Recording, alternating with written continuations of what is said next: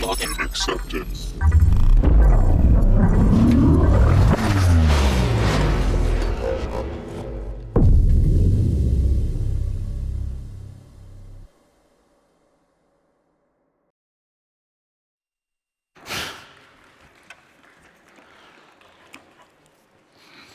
Okay, good afternoon, everybody.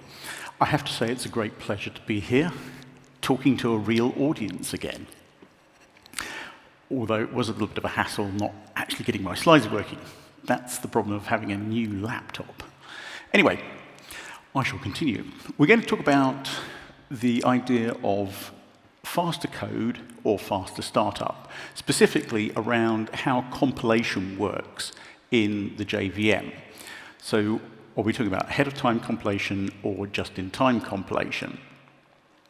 Now, the first thing we need to look at is the fact that Java is a very powerful platform. It enables us to get very high levels of performance and extreme levels of scalability. And that's why lots of people use it for all sorts of different applications. But there are still some performance challenges that we need to think about. And those come in a number of ways. The first of them is the idea of latency, how long it takes for your application to respond to a request for a transaction. And there are a number of things which can impact on that. Most obvious of those is garbage collection, because lots of algorithms that you use for garbage collection will pause the threads of the code in order to safely do the work of reclaiming the space that's no longer used by particular objects. But there can also be pauses that are generated by the JIT compiler as it compiles a method, and in order to do that, it will pause the application thread that's going to use that method as it does that compilation. And also de-optimisations, which we'll talk about in a moment. The second aspect we need to look at is throughput. And the way that the compiler works will have a great impact on how much throughput we can get for our application code. There are these ideas of speculative optimisations, which I'll talk about in a little bit, and de-optimisations. And that will have a very big impact on how your code performs, but also how well the JIT compiler itself works and what levels of optimizations it can apply, what it can do to improve the way your code works. And then there's the aspect of availability. How quickly can you make a particular application perform at its optimum level? How quickly can you get to that high level of performance? And again, with Java, there are several things you need to consider. There's class loading, there's class initialization. And the thing that really affects the Java applications when you're running on the JVM is the warm-up time associated with the compiled code. You start off with bytecodes, you interpret them, you pass those methods that are getting used frequently to the C1 JIT compiler, these get compiled, then as they get used more and more frequently, they get recompiled with the C2 JIT compiler and more heavily optimized. The time it takes to do that is what we need to think about. Now, if we look at a microservices world, then, again, we need to take a slightly different view of performance. And we need to think more carefully about what a microservice architecture is doing when we think about the individual services and the performance that we want to get from them. So if we look at a simple diagram where we're moving away from the idea of a monolithic application, breaking it up into a number of microservices, using containers, using things like Kubernetes to orchestrate those services, then we end up with something like this. Our users on the left-hand side are using something like a web browser, communicate with the cloud. We've got all our services in there that deliver the functionality that we need for those transactions. And then, in this particular case, we've also got some persistence of data in our database. The thing about microservices, it's really good from the point of view of considering performance. If there is one of those services that starts to become a bottleneck, let's say it's credit card transactions, something like that. And it becomes a bottleneck because all the different parts of the system are going through it, and suddenly that's the heavily loaded service, and it starts to degrade performance. In a monolithic architecture, you're very limited in what you can do to solve that problem. You literally have to throw more hardware, more resources at the whole application. But as we know, in a microservices world, this is much simpler. What we do is we design our system so that we can create multiple instances of the same service. We then load balance and have different parts of the application use different instances, which can be on different cloud providers if you want, different cloud instances, and that way we can level the load and make sure that that bottleneck doesn't become a problem for the rest of the application. So that's one good thing and something we need to consider. Now, the second thing we need to think about from a slightly bigger perspective is that the users of our system don't really care whether they're using a microservice-based architecture. They don't care that there's lots of different services involved. What they are interested in is how long does it take to get a response to the request that they're making for their particular transaction. If we look at what that translates to in terms of the individual services, then what we've got to consider here is the cumulative effect of the performance of each of those services. If all of those red services are running Java, and each of those services is going to do garbage collection at some point, then the latency becomes an aggregation of the latency of the individual services. And that could lead to a long pause time for the user, which is something obviously we don't want to have. Could go outside of the service level agreements and so on. So these are the kind of things that we need to think about when we're talking about microservice-based architectures. If we boil that down into the specific performance challenges that we're going to deal with, the idea of having dynamic services, the fact that we can spin up new instances as we need them, and then as the load decreases, we can shut those services down and only have as many as we need. That's really good in a cloud-based environment because it's a utility model. You're paying for what you use. If you can minimize what you use, you minimize your costs. But this idea of being able to spin up those services becomes quite critical. We need to think about how long does it take to do that?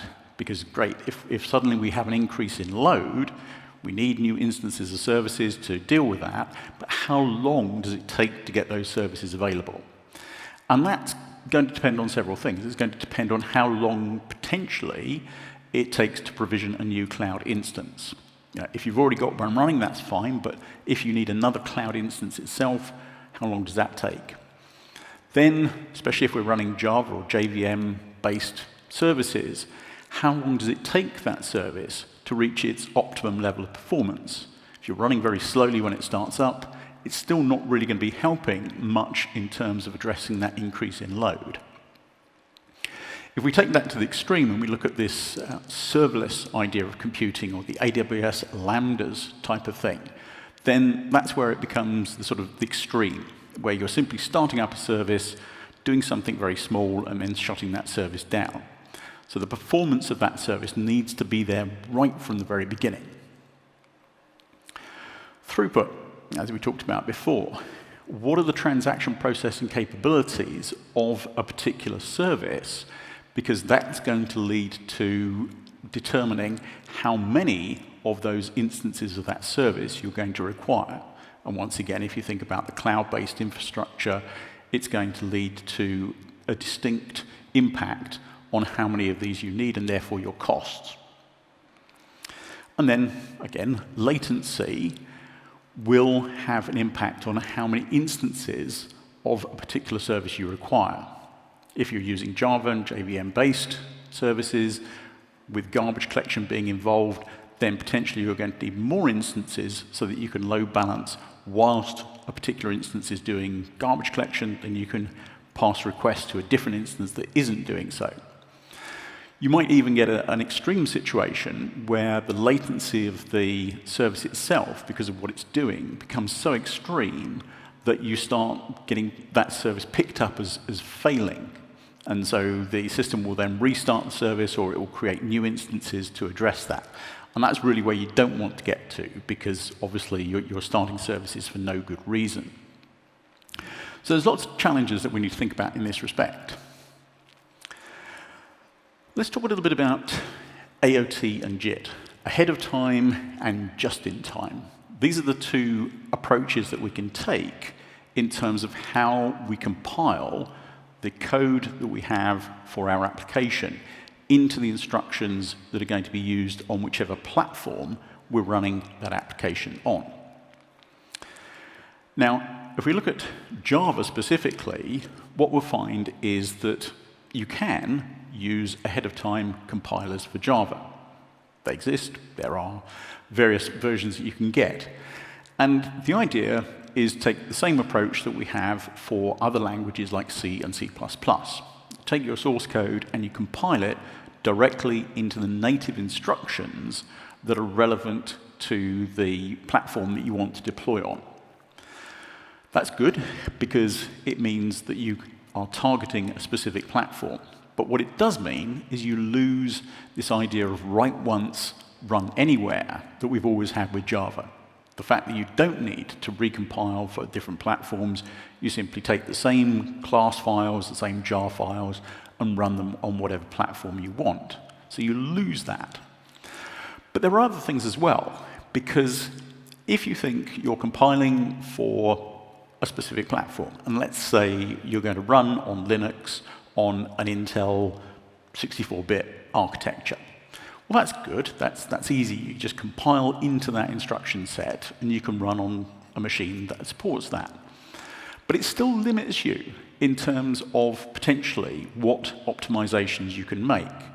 Because, of course, the microarchitecture of Intel processors differs depending on how modern the processor is. Take an example, which I've got here. There are AVX instructions. This is the idea of single instruction, multiple data, very wide registers. Older versions of the Intel processor had AVX instructions, 128-bit wide register. More modern ones, AVX2, 256-bit wide. The most modern at the moment, AVX 512, which you'll be surprised to know, has 512-bit wide registers. How do you compile your code? Do you compile it to the lowest common denominator? So you say, well, I'll assume that everybody has AVX, so I can only use a 128-bit wide register. But then you're losing the advantage where you've got a more modern one, and you've got a wider register, you could load up more elements and have better performance. So then you're faced with, do I have 3 different versions of my code, one for AVX, one for AVX2, and one for AVX 512, and then deploy that as I need to. So these are the kind of things that you need to think about when you're using ahead-of-time compilation. The other thing is that ahead-of-time compilation is much more limited in terms of how it can compile code and optimize that code based on what the code is doing. So you're doing static analysis of the code paths. You have to look at the source code and go, okay, there's an instruction here, there's a method, we're using a loop, we're using a conditional branch, all those types of things. But you've got no idea of what's actually going to happen at runtime. So which code paths are going to be the most frequently used. You can just go on static analysis. Java is statically typed. So you can't change the type of a variable once you've set it. But it is dynamic in the point of view of class loading. At runtime, you can load classes as you run your application. And that, again, can have a big impact on what you can do with ahead-of-time compilation. One of the most common ways of optimizing code is method inlining. Rather than actually calling a method and popping a frame onto the stack, executing the instructions of that method, then popping the frame back off the stack, what you do is you say, well, let's just take those instructions, put them inside the loop that we're running, and avoid the overhead of that stack frame creation and pop. But you can't do that if you don't know exactly which method is going to be called. And so the static compilation has to take a very conservative approach to method inlining, because at runtime, we could have dynamic class loading resulting in a different method being called to the one that the static analysis will show you. Now, there are certainly ways around this to some extent. There's the idea of profile-guided optimization. So you run your application, you find out what it does, and then feed that back into the compiler so that you can take decisions about how to optimize more efficiently. But that's still only of limited value because it doesn't cover every possible situation. And so if your application suddenly starts being used in a different way, the way that you've profiled it, the way that you've optimized it, is going to be inappropriate. So the opportunities, as I said, are reduced. Less aggressive method inlining, speculative optimisations. Mentioned it a couple of times, and I will come back to this in a moment. Those are much more restricted. In fact, you really are not going to be using speculative optimisations at all in ahead-of-time compilers.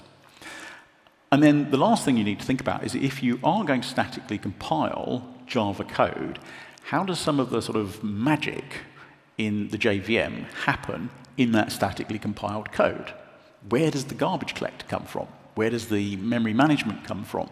All of those types of things need to be delivered because your code says, I want to create objects here, I no longer reference them there. How does the garbage collector work in terms of compiling your code? On the other side, we've got the situation that we're used to with Java.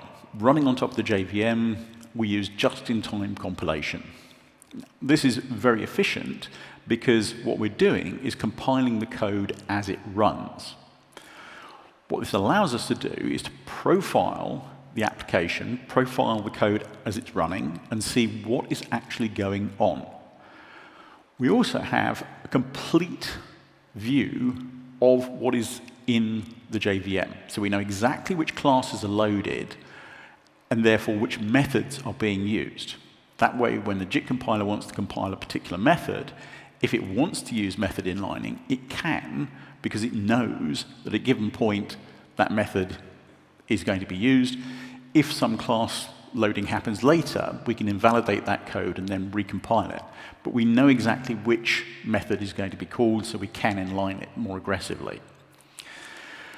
The other thing is that because we know that our microarchitecture that we're running on top of, we don't need to have 3 different versions of our code. We simply say, right, we're running on a machine with AVX2, let's compile using those instructions and get the best value with that sort of thing. Now, one of the things is that there's a downside on the JIT compilation is the fact that we have to do that compilation. And that requires resources in terms of memory. It requires resources in terms of CPUs and cores. So we're actually taking resources away from the application code as we do that compilation. And that's normally not too much of a problem because obviously this is the warm-up phase. Once we've warmed up, we don't have to worry about that happening. But during the warm-up phase, it will have an impact on performance. So, speculative optimizations. I've kept talking about these. What are they really? Well, here's an example of a piece of code. And I've got a method called compute magnitude. I pass in an integer to that, and then I've got a conditional which says if the value is greater than 9, I need to compute a bias from that value and return it. If the value is not greater than 9, I simply set bias to be 1. And then I'm going to return the log base 10 of bias plus 99. Now, it's a slightly convoluted example, but it's very good at showing you what can happen in terms of speculative optimizations. If we profile this method as we're running our application code, and we get to the point where this is a method that's being called a lot, we decide within the JVM to compile it, what we can do is we can say, OK, we know that if statement, we have never gone through the true branch. We've never had a value greater than 9. So let's speculate that in the future, that will also be true. And we'll compile our code making that assumption. What the compiler can then do is simplify our code a lot and reduce the amount of work that's actually necessary. Because it can say, OK, we assume that the value is not going to be greater than 9, so bias is going to be 1. 1 plus 99 is 100. And we know that math log 10 of 100 is 2. So don't bother calling that method. Don't bother doing all the work. Let's just return the value 2. That's clearly going to give us better performance for this method. Obviously, the thing that we have to do as well, though, in order to comply with the contract we have between the compiler and our source code, is handle that situation where maybe sometime later we do get a value that's greater than 9. At that point, we have to fall into an uncommon trap, and that results in invalidation of that code, because now what we compiled is wrong, and we have to throw that away and recompile the code based on a new assumption, which is that we can go through either branch of the if statement. That's a de-optimization. And what we don't really want is those, because it means that we're actually throwing away compiled code and then having to recompile it. What we found at Azul, in the analysis we've done on the code that's generated by the JIT compiler, is that more than half of the performance benefits we get from JIT compilation are down to speculative optimizations. They're really powerful, really good at improving the performance of Java code. And what we also want to do is minimize as much as possible those de-optimizations, where we've made an assumption, but that assumption has turned out to be wrong. So how do we go about solving the startup speed problem, this warm-up time that's associated with our application or our microservice? Well, there are different approaches. One of the ones that's come up a lot recently is the idea of Graal VM. And I'm sure everybody here has heard of Graal VM. If we look at Graal VM in a bit more detail, Graal VM is interesting. It's a number of projects that were actually started back in Sun Microsystems in the days before they were acquired by Oracle. And I remember this because I used to work at Sun, and I remember a lot of these things that were happening at the time. What Graal VM is about is it's more than just running Java code. So they call it a high-performance runtime for polyglot applications. So yes, in terms of Java, if you can compile the language into bytecodes, you can think of it as polyglot. But what Graal VM does is look at how to run really any programming language in an efficient way. So you've got Java, where it sits on top of the Graal compiler. You've also got languages like Ruby and JavaScript, scripting languages, dynamically typed languages, and they sit on top of Truffle. And Truffle is a language implementation framework where it basically takes abstract syntax notation and can pass that to a compiler to generate the native code. So it's that intermediate layer between the scripting language, in the case of Ruby or JavaScript, and the actual compiler, the intermediate representation that's required. And then for the more traditional languages like C and C++, there's also another layer in there, which is called Sulong. And that's based on the LLVM compiler project.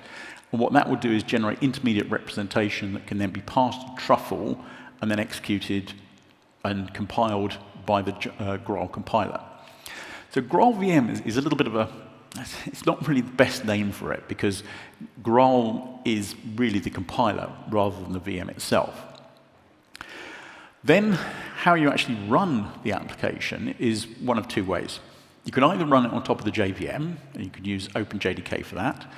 And to do that, you will interact with the JVM compiler interface. So it uses the Graal compiler, JVM CI, and then can run on top of the JVM itself.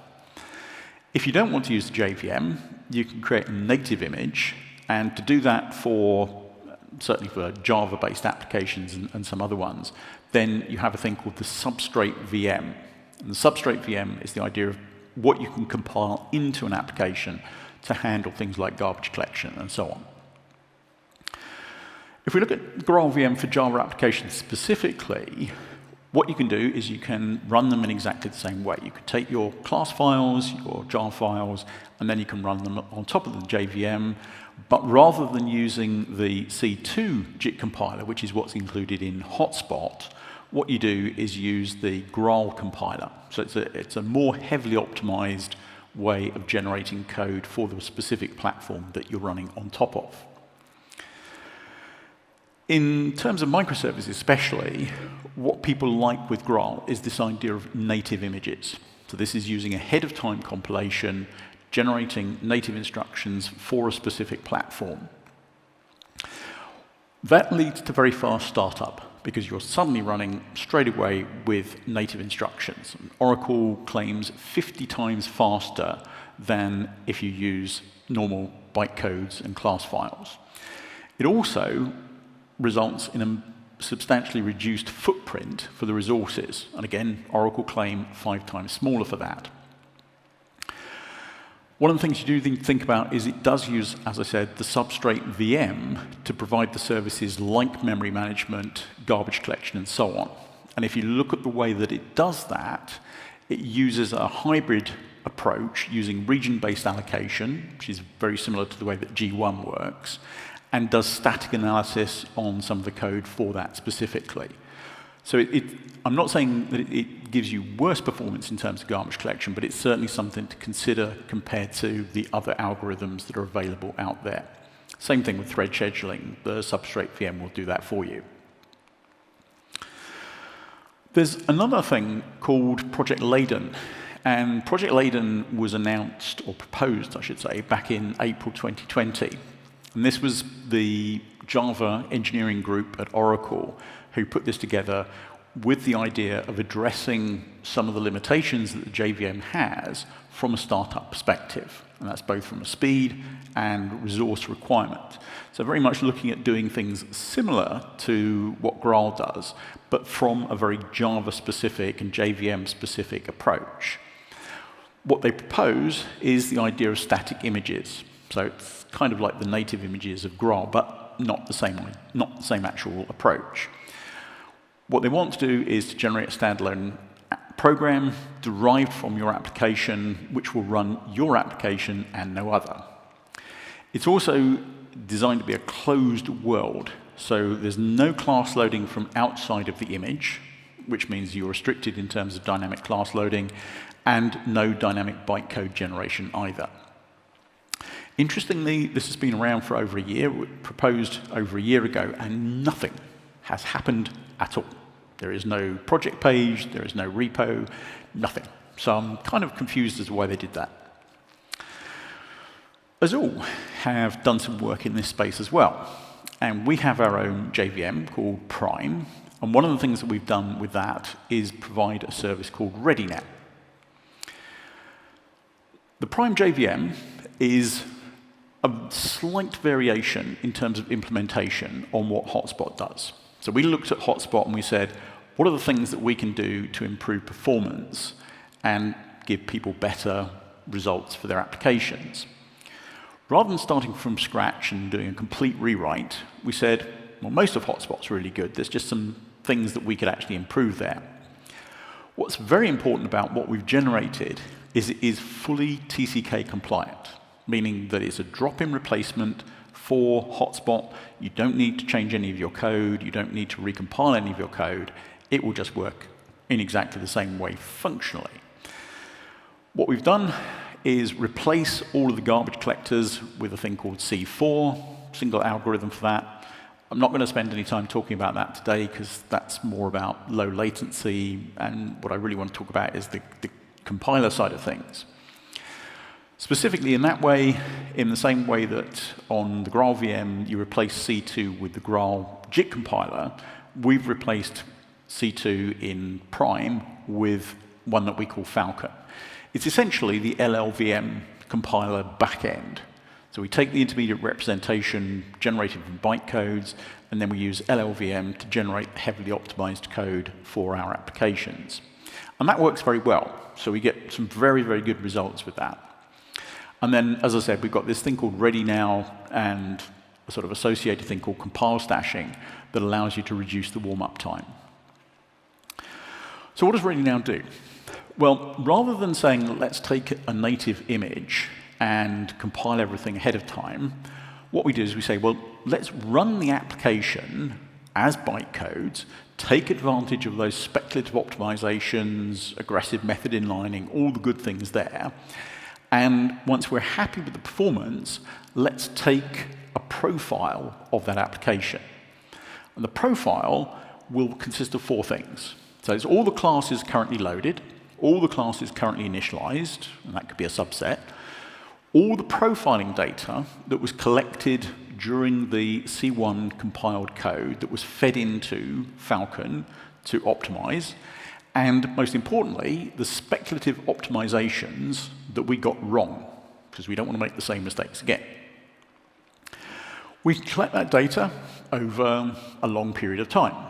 You can run your application for 2 minutes, you could run your application for 2 hours, you could run your application for 2 weeks, and then collect the data.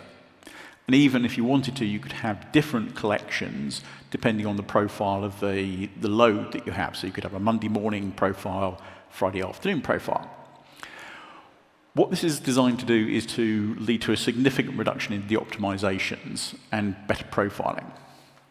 So what we do when we restart the application is take that profile and say, okay, let's load all the classes we can straight away, initialize all the classes we can straight away, and then let's compile all the methods we know we're going to use using the profiling information that we have and avoiding those speculative optimizations we know are not going to work. What that will give you is at the point you get to the main entry point of your application, you'll get about 98% of the performance that you had when you took the profile. It won't be 100% because there are some things which we can't do. Certainly there's limitations in terms of the definition of the JVM itself, what it has to do at startup, and also things like lambda expressions, where it uses invoke dynamic. That poses some challenges in terms of getting the best possible performance as you load the profile. But like I say, you get about 98% of the performance, run about 3 or 4 transactions through the application, and you'll find that you're up to that 100% performance level. So the effect of ReadyNow, if we look at latency, the light blue line is not using ReadyNow. So it starts off very slow, interpretive mode, gradually compiles methods, and ends up at the optimum level of performance. We can do different generations of profiles, and so what we can end up with is a much faster startup of your application, avoiding that warm-up phase. And again, for microservices, that's obviously very valuable. Now, if we simplify the performance graph and we say, without ReadyNow, we have this warm-up phase, so the sort of slope that we see there, before we get to our optimum level of performance. With ReadyNow, we see a much steeper graph, because now we're loading everything and doing everything first, so we get a higher level of performance much, much more quickly. However, a little bit of a drawback there, you see, because there's that blank bit where the application's not doing anything at all. And that's as a result of us loading classes, initializing classes, and compiling code. Now, we do actually limit that, so it won't last for a very long time. And for a lot of people who are using this, that's not too much of an issue, because if you're running a trading application that needs to start at 9 o'clock in the morning, you simply start it at 5 to 9, make sure it's done all of the ReadyNow stuff, and then at 9 o'clock it's ready to go. But for microservices, you don't want that. So what we do now is also use the idea of compile stashing. If we look at the way that the Falcon pipeline works, what we take is our bytecodes, convert those into the LLVM intermediate representation, and we pass those to the LLVM compiler. In order to optimize those bytecodes, LLVM will pass some queries to the virtual machine as callbacks to understand what was the profiling information that was collected and therefore how to optimize that code. It will get a series of responses to those queries, and from that, it will generate the compiled methods. So that's the flow that's involved in terms of taking bytecodes and generating compiled methods. What we know about Falcon is that it is fully deterministic. If we take the same method, bytecodes, so we haven't recompiled, haven't changed anything, we take the same profiling data, that will generate the same set of queries and the same set of responses. So we have identical input. And we know, because it's deterministic, that will generate exactly the same output in terms of compiled code every single time. We can use that to our advantage, because we run the same application several times, rather than just compiling the methods every time. What we can do is say, let's take a copy of all the code that was compiled when we collected the profile for ReadyNow. So there's other things about profiling information and so on. We also take a copy of the compiled code. We put that in between the LLVM compiler and the JVM parts, and that way we can use it as a cache. And we say, OK, when the JVM asks to compile a particular method, if we already have that method available, we just return the code straight away. That way, it's a lot quicker. Again, if we look at the graph, where we can see that without compile stashing, we've got this period of time where the application's not doing any work, we can reduce that a lot. So we can bring that down by 80% in terms of the actual compile time and 60% in terms of the CPU load. So this is, trying to give you the best possible solution in terms of fast startup without having to lose the benefit of JIT compilation and those speculative optimizations and so on. So you've got fast performing code and fast starting code.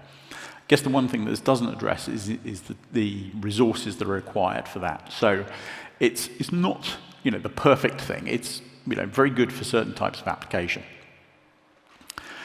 Last thing I want to talk about is something that we've been working on for a while now as well, which is called Java on Crack. I think the marketing people might want to give it a different name, but this is what we're calling it at the moment, Java on Crack. And if you look at the OpenJDK discussion alias, we've actually been proposing this as a project on OpenJDK.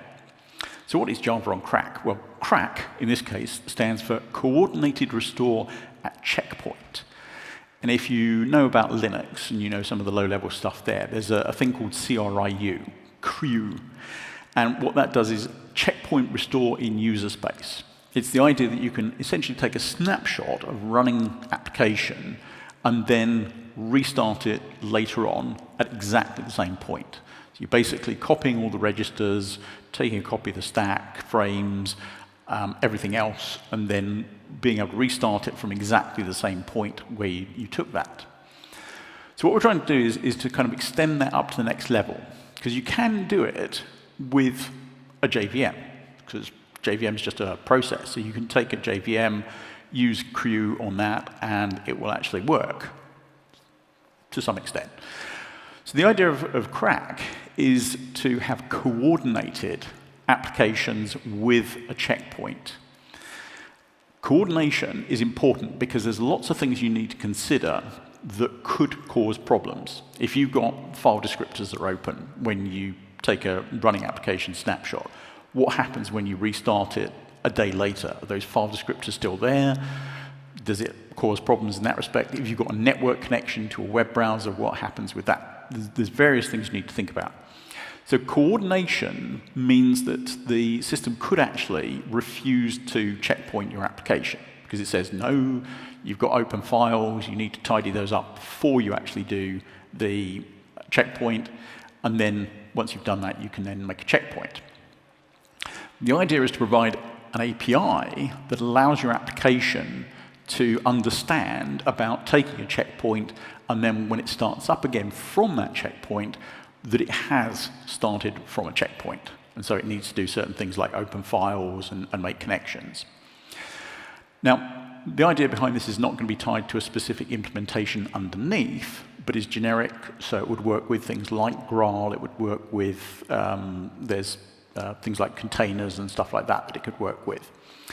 And so, as I say, this is a research project. There isn't anything out there as an actual product at the moment. But I did just take this snapshot from the GitHub account, and you can go and have a look at this. But this is we did some testing, looked at how it would work in certain situations, and worked with some frameworks to make them crack aware. And we got some really impressive results. So if you look at Spring Boot, particularly, take a test application, and to get to the point where you're doing your first operation takes, in this case, about 4 seconds. If you do a checkpoint and restore with that, you can get that down to 38 milliseconds. So that's 2 orders of magnitude faster. That's fantastic. That's great, because that really is microservice type brilliance, in the sense that you could start up a microservice in 38 milliseconds and have that full performance that you had before with your JIT compile code. Micronaut, okay, it's not quite 2 orders of magnitude there, but it's about 20x. We did it with Quarkus. Again, that's pretty impressive. And even like an XML transform 4.5 seconds down to 53 milliseconds to do that. So there's some very interesting ideas there. It's not it's not something I'd recommend putting in production yet, but there's definitely some research, and it could lead to some very useful things. So just to summarize then, basically faster startup or faster code, or both. So microservices, as I said, definitely benefit from fast startup for that idea of dynamic nature of the code and so on. And what you need to think about with your microservice architecture is what's the overall performance effects you're looking for? Is it the fast startup for your spinning up services, or are you more concerned with the idea of the overall performance of the services once they have started up? Need to consider all the aspects of performance, whether it's startup time, throughput, and latency, and all those types of things. So if you're interested in Prime, our JVM, you can try it free for 30 days, and you can go to our trial download page. And I have just run out of time. So thank you very much.